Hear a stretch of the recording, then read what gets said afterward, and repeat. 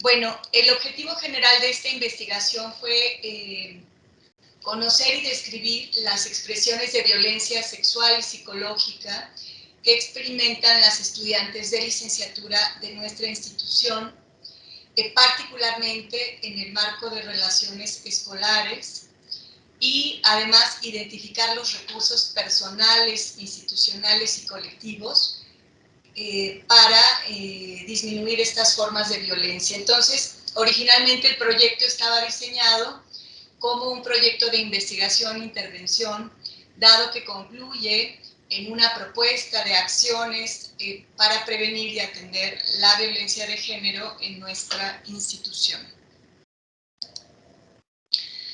El proyecto la investigación ya se concluyó. El informe final consta de 5 capítulos, que son los que ustedes ven aquí en pantalla. El primer capítulo, bueno, tiene las preguntas y los objetivos de investigación, la metodología, el alcance de la misma. Y el capítulo 2 es básicamente una reflexión conceptual que tiene que está planteado desde un enfoque antropológico, entendiendo la violencia de género en el marco como una producción cultural, como un tipo de violencia que ocurre en el marco de relaciones de desigualdad, y que entonces esta violencia no solo es el resultado de la desigualdad de género, sino es al mismo tiempo el mecanismo para la reproducción de ese orden social desigual. En este mismo capítulo, bueno, se hacen una serie de planteamientos y definiciones muy específicas de diferentes expresiones de violencia sexual, por ejemplo, el acoso y el hostigamiento sexual, la tentativa de violación, la violación a la intimidad sexual, etc. De igual manera se desagregan formas de violencia psicológica y algunas otras cuestiones como los efectos de la violencia en la vida de las estudiantes. El capítulo 3, dado que es una investigación realizada desde el Instituto de Derechos Humanos, Ignacio Ellacuría, se hace un planteamiento, una revisión de los instrumentos y estándares internacionales en relación al derecho a una vida libre de violencia, el derecho de las mujeres a una vida libre de violencia y el derecho a la educación en condiciones de igualdad y no discriminación. Entonces, se plantean reflexiones acerca de cuál es la obligación de las instituciones de educación superior privadas, que es el caso de la nuestra, de cumplir las disposiciones de derechos humanos que están contenidas en tratados internacionales firmados y ratificados por el Estado mexicano. Se recurre incluso no solo a estos instrumentos, sino a jurisprudencia emitida por la Corte Interamericana de Derechos Humanos, particularmente casos relacionados con violencia sexual y psicológica.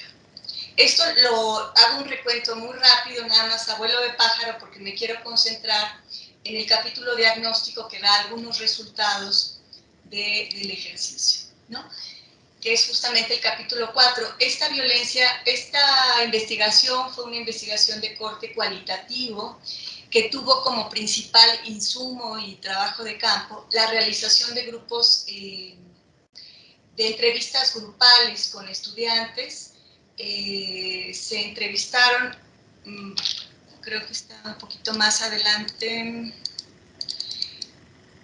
se entrevistaron aproximadamente a 59 estudiantes de diferentes, estos distintos departamentos de negocios, de ingenierías, de diseño, de ciencias sociales, de humanidades y de ciencias de la salud. Se hizo el ejercicio de codificación a través del Atlas TIC y se hace, digamos, el capítulo diagnóstico es un capítulo que recupera de manera textual los testimonios de estas estudiantes. Se siguió una metodología particular para recuperar hacer este ejercicio, y uno de los cuidados que se tuvo fue la presencia de una psicóloga, dado que el tema es un tema doloroso, hablar de la violencia experimentada en primera persona, particularmente cuando se trata de violencia sexual, pues es un ejercicio duro de hacerse, entonces estuvo siempre presente una psicóloga para hacer algunas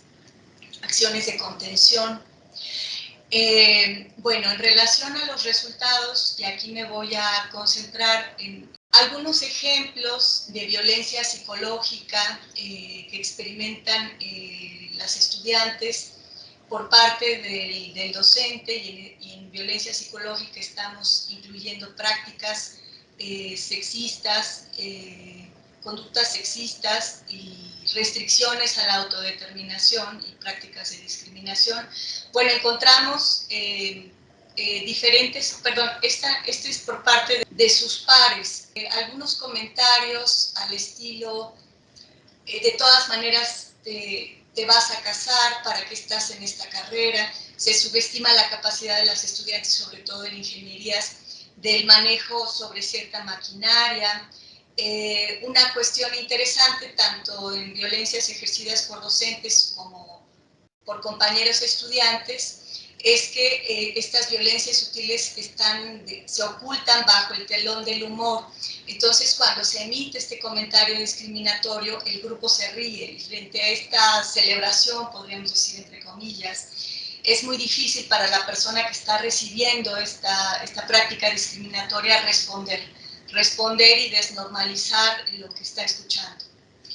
Hay violencias simbólicas específicas o dirigidas a grupos específicos. Hay varios testimonios, particularmente de estudiantes que se autoadscriben como feministas, de que son, ¿no?, estas violencias están muy dirigidas a ellas.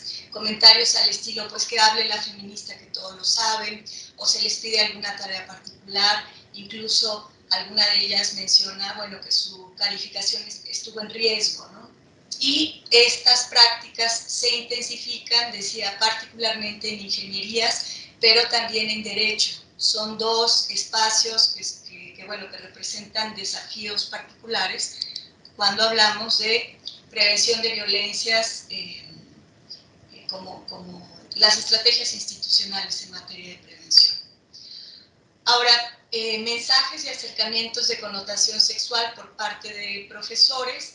A diferencia de las violencias entre pares, que son mucho más directas, la violencia o comentarios de connotación sexual por parte de profesores son mucho más sofisticados. Igual están cubiertos por revestidos de humor, lo cual hace más difícil su identificación y la reacción, o están cubiertos por un mensaje académico, y voy a poner dos ejemplos. Uno de ellos es, en el caso del humor, ¿no? Hay un grupo que está a punto de entrar al laboratorio, es de primeros semestres, y traen bata porque van a entrar al laboratorio, y el profesor voltea y le dice a un estudiante: abróchese por favor porque me distrae. Se refería a la estudiante que traía un escote, entonces le dice: abróchese la bata que me distrae, y todo el grupo se ríe, ¿no? Entonces, bueno, aquí está el humor, y ella no sabe, no ve venir el comentario y no sabe cómo reaccionar. Y luego, bajo mensajes de tipo académico, no sé, algunos ejemplos, ¿no? Situaciones, comentarios de connotación sexual que van en medio de un ejemplo para explicar un concepto, y nuevamente hay una risa en el grupo, y esto hace más complejo, decía yo, la desnormalización. Bueno, hay acercamientos físicos, relatos de estudiantes que hablan de acercamientos físicos, no tocamientos, pero sí acercamientos físicos, a veces en la casa del profesor, en la asesoría de una tesis, a veces en la revisión de una maqueta, en fin, hay diferentes escenarios. Yo, cuidando la identidad de las estudiantes, no quise traer los testimonios, los párrafos específicos, porque más allá de que no aparece el nombre de ninguna de ellas en el texto, de todas maneras puede haber algún detalle que asocia a la situación particular de esa estudiante o a la identidad del estudiante. Entonces, por eso me traje nada más como referencias generales. Bueno, violencia psicológica entre pares, entre estudiantes. Bueno, algunas de ellas refieren que hay compañeros que les asignan tareas que han sido tradicionalmente consideradas actividades de servicio. Por ejemplo, regresando a ingenierías, hay un relato de estudiantes que refiere que siempre en trabajo en equipo a ella la ponían, sus compañeros varones la ponían a tomar nota, ¿no? A tomar la nota como una actividad secretarial. Bueno, comentarios recurrentes en relación a que las buenas calificaciones de un estudiante responden no a su esfuerzo académico, sino al hecho de ser mujer o a su belleza, o al hecho de que tiene un vínculo particular con el docente. Y el calificar a las mujeres recurrentemente de putas, fundándose para este calificativo en la menor conducta, que puede ser una minifalda, que puede ser que salió, que cambió de novio, en fin, por la menor conducta aparece siempre este fantasma, esta figura que envía el mensaje cultural a las mujeres de que todas las mujeres tienen algo de putas y bueno, prácticas muy cosificantes hacia ellas por parte de sus compañeros. Vamos a ver algunos ejemplos, cómo se da esto en el lenguaje. Aquí. Por ejemplo, recuperé algunas frases, ¿no? Cómo se refieren sus compañeros a estudiantes, en este caso sobre todo son estudiantes de recién ingreso, cuando vienen a Vive la Ibero y hay este evento, llegan chicas o que van a conocer la institución y van a decidir, están decidiendo si entrar o no, o que ya ingresaron, entonces se refieren a ellas como carne fresca, como ganado, entonces hay prácticas sí, para acercarse a ellas, pero siempre con esta referencia, ¿no? Incluso frases como ya son legales, ¿no? Porque están ellas en la transición hacia, o recién pasando los 18 años. Son expresiones que reflejan en el lenguaje esta actitud cosificante de la otra. La otra deja de ser sujeto y se convierte en un objeto a consumir. Una práctica común observada o referida por las estudiantes entrevistadas es que sus compañeros o algunos compañeros bajo ciertas circunstancias ponen en entredicho la reputación femenina como estrategia de control o como medio de castigo. Esto ocurre sobre todo a partir de la propagación de mentiras en relación a o que busca mermar su reputación sexual. Hay tres distintos escenarios en los que se identifica esta práctica. Una como expresión del enojo por parte de un estudiante que se sintió rechazado. Por ejemplo, un estudiante que le pide a su compañera que sea su novia y ella le dice que no. Entonces aquí empieza la construcción del rumor para plantear que es una chica que anda con muchos jóvenes, que ya tuvo algún vínculo sexual con aquel, etcétera, ¿no? O es una práctica cuando en efecto hay una situación de intercambio erótico sexual entre dos estudiantes, pero el joven difunde sin el consentimiento de ella, difunde públicamente detalles sobre este encuentro y lo difunde como un logro, ¿no? Entonces aquello que pertenecía a la vida privada o que ocurrió en una fiesta, etcétera, al día siguiente se convierte en un tema de circulación, a veces por WhatsApp, a veces por las redes, etcétera, ¿no? Y el tercer escenario es cuando una tercera persona registra o observa el intercambio erótico entre dos personas y lo difunde en redes sociales sin el consentimiento de las dos personas involucradas. Entonces, utilicé la figura de cronotopos de Teresa del Valle, cronotopos genéricos. El cronotopos genérico al que refiere Teresa del Valle es el cruce entre un tiempo particular y un lugar, imbuido de género. En el caso de las estudiantes se identifica que uno de los cronotopos genéricos es la madrugada en el trayecto a casa. Aquí ya no estamos hablando de relaciones escolares, esto es muy importante decirlo, porque eso también va marcando cuál es la competencia de la universidad, ¿no? Cuando es algo que ya ocurre fuera del campus universitario, estamos en otro escenario, pero de cualquier manera quisimos como abordar el tema y hacer un análisis sobre todo para tener elementos para estrategias de prevención, ¿no?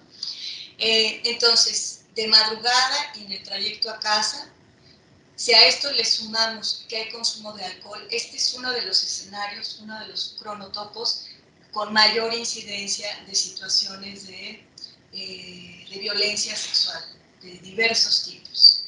Y algo inesperado, por lo menos para mí, cuando iniciamos la investigación, es que estas agresiones vienen sobre todo de una persona muy cercana, contrario a lo que normalmente pensamos, que el agresor va a ser un desconocido y que si es un ataque sexual va a ser de alguien que te encuentras en la calle. En realidad no, viene justamente de alguien que se considera el mejor amigo, el amigo de toda la vida, el casi hermano, y eso hace que el estudiante baje la guardia y no ve venir que ahí puede haber un escenario eventual de agresión.